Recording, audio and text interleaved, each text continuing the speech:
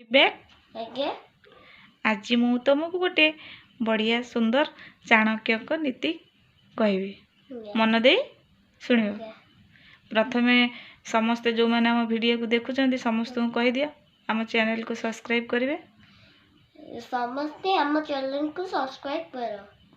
हाँ जदि आम वीडियो भल लगुव निश्चिंत गोटे कमेंट देवे आ गोटे लाइक देवे।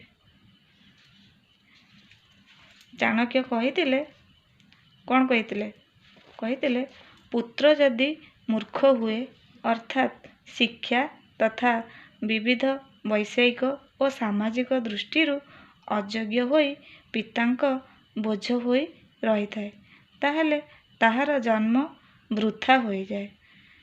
परंतु जदि से दीर्घायु हुए पितामातांक उपरे निर्भरशील होई सेमानक दुखर कारण हुए से निजे एवं अन्य विवाह करथिले तार स्त्री और संतान आदि पितांक अंते अशेष दुख पाती।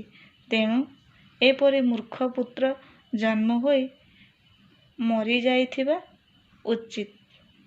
सेतेबेले पितामाता जेउ दुख पाई थांते ताहा कालक्रमे पासरी जाते किंतु बड़ होई से आजीवन सेमानकर दुखर कारण हुए।